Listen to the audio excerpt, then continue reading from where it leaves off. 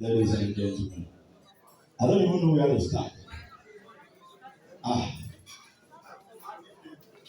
ah. Lónìí Àlàmísì ló gbọ́ gbogbo olùjọ yìí.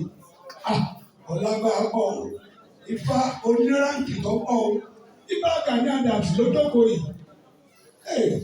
Bàbá kọjá wájú ilé ọba tí ò ní kí ibà má bàa jà kó lówó ẹ̀ bọ̀.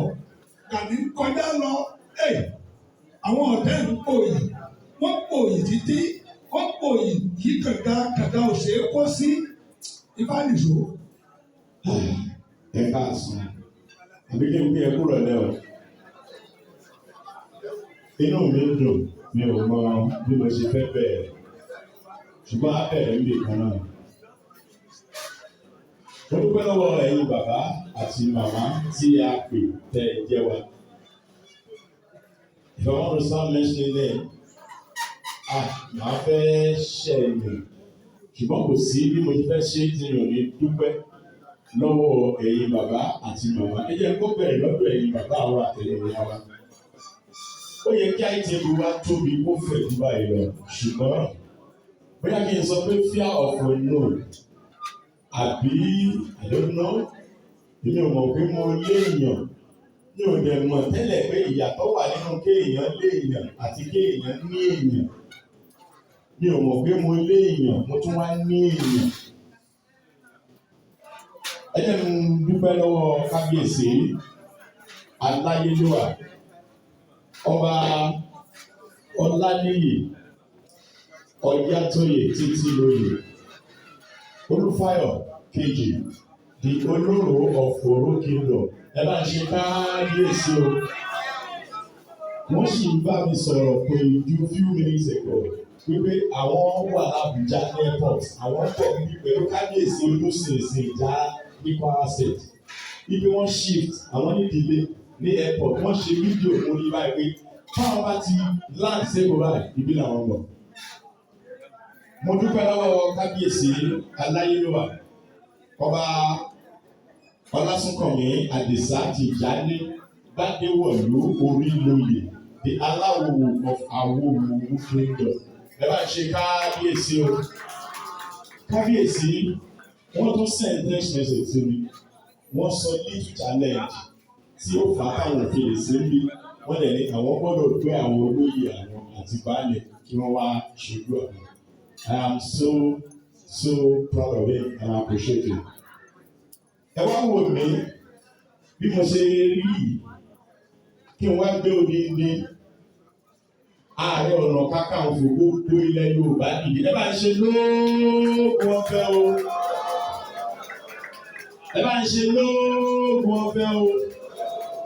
Ẹ ṣe lóògùn ọ̀fẹ́ o. Ìgbà Gani Abíọ́dún Ìgè Adams, Ààrẹ Ọ̀nà Kakanfò of Yorùbá land, lóògùn ọ̀fẹ́ bàbá àjẹgbó, àjẹtọ́, àjẹfọwọ́párò, àjẹfèrè ìjòyè. Ẹ ti fọmọdé joyè ẹ fi àgbà ló. Bàbí kábíyèsí onímọ̀bà of Mọ̀bà Akẹ́rán bàbí olórí kì í sá ọ. Ẹ máa ṣe kábíyèsí o.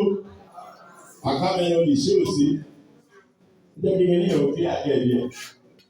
Ẹ jẹ́ wá bẹ́ẹ̀ ní ibi tí mo fẹ́ tó ní áyáàkì ṣùgbọ́n mo kàn ṣe ń wá sí mi lọ́kàn yìí. Ẹ jẹ́ ń kí bàbá wa. Ààrẹ Ẹnjìníà Olúwọlé Táíwò aláṣẹ Summit Hotel Lẹ́gbẹ́dá onílé-iṣẹ́ yámúyámú ẹ̀gbọ́n Ọláyínká Joel Ayéfẹ́lẹ́ Yorùbá mi tọ́jú Olúwọlé ní Táíwò aláṣẹ Summit Hotel àpòmọ̀jọ òyìnbó ọkọ̀ Olúbomi ọkọ̀ fèkì bèbí ẹ̀ ṣe akéèrè ọmọ alálùbọ́sà ojú èlé tí yẹn sà God bless you sir. Mo kí bàbá wa. The chairman himself, aláṣẹ Ocean Blue this, Ocean Blue that, Ocean Blue air, Ocean Blue then, Chief Ayọ̀délé Àìná, kì í ti gbé bàbá, ọmọ àgbóbèrè nílé iṣẹ́ iwájú ọlọ́kọ̀ mi so ẹ̀kúrí ọlọ́kọ̀ mi sì dìbò ẹ̀rẹ̀kẹ̀. Ògìdì gẹ́gẹ́ ọlọ́kọ̀ mi tàn yẹbẹyẹbẹ lójú mi ọmọ káfọ́ bá wà káfà jẹrọ.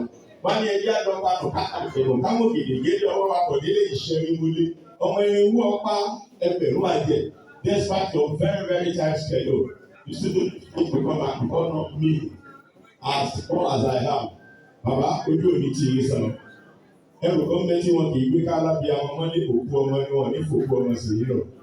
Honorable gbólówó tán, ẹ wá ṣojú ara yín, ẹ tún wá ṣojú Honorable Moshood Abiodun Ama tí wọ́n ṣojú agbègbè ibi tí èmi ń gbé ní Kòròdú nílé ìgbìmọ̀ aṣòfin Lagos State House of Assembly. You're my friend, you're my brother. Àwọn ní DG Honorable Ama. Àwọn tó ní former Chief of Staff sí local government chairman gbogbo Bible Honorable Lawson Chief of Staff ojú òní ti yé sà. God bless you. Ẹ jẹ́ wá dúpẹ́ lọ́wọ́ bàbá Kakatin ààrẹ balógun máyégún gbogbo ìlú Ìbàdàn nílé Olúyọ̀lé ọmọ àjòrò sùn Ìbàdàn májàmájà tẹ́ kára wájú lérò ọmọ akọ́ sásámásá ọmọ akọ́ yàyàmáyà bàmí Alhaji Chief Lawal Yusuf Ọlátúnjí bàbá ojú òní ti yé sà ọ́. God bless you sir. Mo kí akọ́gun gbogbo mọ̀bà mo kí yín sà. Ṣé rí ẹni tó jókòó yìí? Number one, kò yẹ kí wọ́n wá síbí lè. Torí pé ẹni tó jẹ́ 5 and 6 wọn, ó yẹ kọ́jọ wá ní. He lost his mom. So and he said, Ifá, ẹ̀ẹ́dẹ́gbẹ́ o máa wá. And I'm so happy. Èmi àti wọn a ti jọ traveller lọ sí Europe. A ti tó bí mẹ́ta ẹ̀mẹ́. Ọjọ́ kan la lọ sí Europe. Wọ́n fẹ́ intimidate mi. Tí wọ́n ra ọkọ̀ bíi 5 àbí 6. Mo ní ẹ̀sà tí mo sì ní wá ní ìlú náà rà kan. Ọ̀yọ́ wọn láàfin ìlú pàṣẹ kẹrẹ má dẹ ọmọ Àtìbà gbélégbégbé gbòòrò òòṣà ilé lẹ́yìn máa gbé ní àbíjù ọba òwò adé níbi tẹ́ ẹ bá ti sọ. Olú ọmọ Yorùbá náà ní mẹ́sẹ̀ wà ó aláṣẹ houseboat properties developer tó mòye Alhaji Chief Ààrẹ Bọ́lájí Hasan houseboat sasuọ èèyàn aláìka nìyẹn o ìlọ kí wọn ní ultimate God bless you. Yá ṣe ráwọn bàbá wáyé o sì fún òní hàmì yẹn sà. Baba, nǹkan lójú òkú yẹn o, ọ̀sán kú la ká, àgbè mi ṣì léyà, ẹ sì ní ṣì léyà lágbára lọ. Ọkọ màmá lọ́jọ́ bíi last week, 50 years birthday. Engineer Kúnlé Olúòkun pẹ̀lú àwọn Sanwó-Olú ní ọjọ́ ń jẹ wọ́n pọ̀. God bless you my brother. Gbogbo títí tí ọba ti dá lẹ́kọ̀ọ́ tí wọ́n dá tí wọ́n ti ìgbéyìí ẹgbẹ́ àdírẹ́sì wọn. Wíìkì tẹ́ bá pè wọ́n ó wà mú tí wọ́n ṣe sí. Ẹ̀sà olówó orí mi ti dé. Olówó orí mi ti dé. Aṣíwájú Dr. Ọláyínká Joel Ayéfẹ́lẹ́. Ọjà.